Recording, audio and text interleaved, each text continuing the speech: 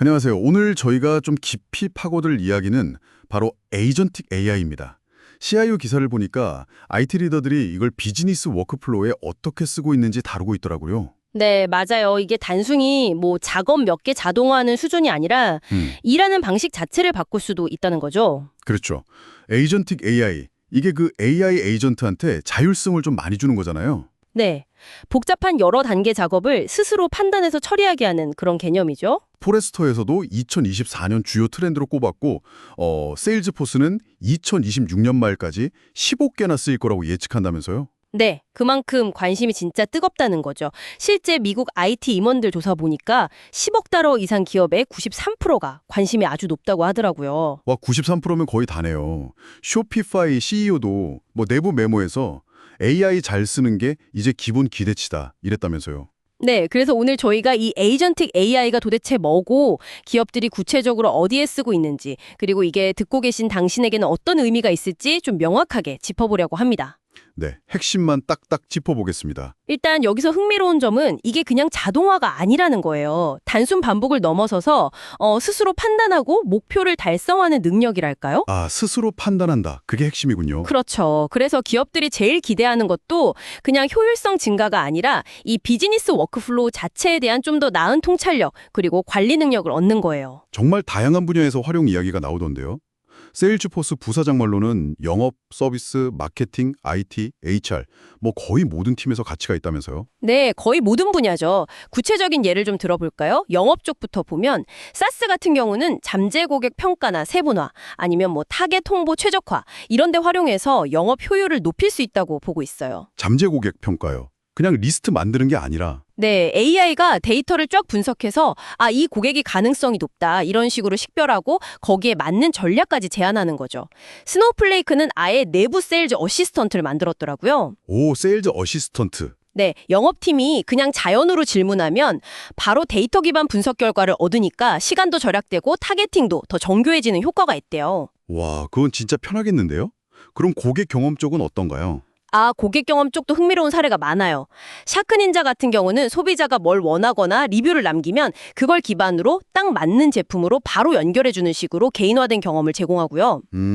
개인화된 경험? 그리고 비영리 단체 중에 칼리지 파서블이라고 있는데 여기가 진짜 인상 깊었어요. 학생들이 자기한테 맞는 대학 정보 찾는 거 있잖아요. 네네. 그걸 AI 에이전트가 도와주는 거예요. 학생 필요를 분석해서 관련 정보 찾고 요약까지 해주니까 정보 찾는 시간이 원래 35분 걸리던 게 3분 미만으로 줄었대요. 35분에서 3분이요? 와, 네, 그러니까 코치들은 그 시간에 학생들하고 관계 맺고 좀 더 맞춤형으로 지도하는 데 집중할 수 있게 된 거죠. 이야, 시간 절약 효과가 엄청나네요. 그럼 고객 지원이나 내부 운영 쪽은 좀 어떤가요? 고객 지원 쪽도 비슷한 맥락인데요. 1-800 어카운턴트라는 회사는 간단한 상태 문의 같은 거 있잖아요. 그런 거에 65%를 AI 에이전트가 처리한대요. 65%나요? 네. 사람 직원은 좀 더 복잡한 문제 해결에 집중할 수 있는 거죠. 콜센터에서도 가상 에이전트나 실시간 지원 이런 데 많이 쓰이고요. 내부 운영도 비슷하겠네요.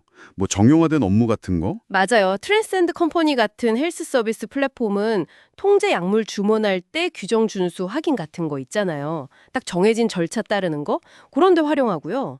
서비스나우 같은 경우는 아예 좀 광범위하게 기술 지원, 급여 문의 응답, IT나 HR, 고객 서비스팀 업무량 줄이기, 심지어 개발자 생산성 향상까지 여러 방면에서 쓰고 있더라고요. 이야, 정말 전방위적이네요. 재무나 IT 쪽도 당연히 많이 쓰이겠죠. 데이터가 워낙 많으니까. 그럼요. 페가시스템즈 CIO는 특히 금융, 통신, 헬스케어처럼 데이터 집약적인 산업이 큰 혜택을 볼 거라고 예상하더라고요. 아카마이 CIO도 재무 분야를 특히 주목하고 있고요. 제록스 얘기도 나왔던 것 같은데요. 네, 제록스는 계약서 요약이나 검토, 위험 표시 같은 계약 관리 자동화에 쓰고 있대요. 그리고 송장 매칭이나 지출 분석 같은 재무 워크플로우에도 도입하고 있고요. 계약서 검토까지? IT 쪽은 그럼 주로 개발 지원인가요? 개발 지원도 물론이고요. 코드 생성, 테스트, 리팩토링 이런 거요. 가트너 예측으로는 AI 비서 도입하면 데이터 통합 도구에서 사람이 직접 개입하는 게 60%나 줄어들 거라고 하더라고요. 60% 감소요? 네. 그리고 NCC 그룹 같은 경우는 사이버 보안 대응 자동화에 우선순위를 두고 있어요. IT 프로세스 관리도 그렇고요. 위협 탐지부터 초기 대응까지 AI가 좀 더 신속하게 처리하도록 하는 게 목표인 거죠. 들어보니까 기업들 목표가 좀 명확해지는 것 같아요. 그러니까 반복적인 일은 AI한테 맡기고 사람은 좀 더 가치 있는 일, 뭐 파트너십 구축이라던가 전략 수립 같은 거에 집중하게 하려는 거네요. 정확합니다. 제록스나 NCC 그룹 같은 데서도 그런 얘기를 하고요. 그리고 또 하나는 상황 변화에 좀 더 빠르고 정확하게 대응하고 데이터 기반으로 의사결정을 해서 민첩성을 높이려는 목적도 크죠. 스노우플레이크 사례처럼요. 하지만 이게 뭐 장점만 있는 건 아닐 거 아니에요? 분명히 어려운 점도 있겠죠. 당연하죠. 크레인 벤처 파트너스 조사 보니까 경영진 절반 이상이 데이터 통합이랑 상호 운용성을 제일 큰 장애물로 꼽았어요.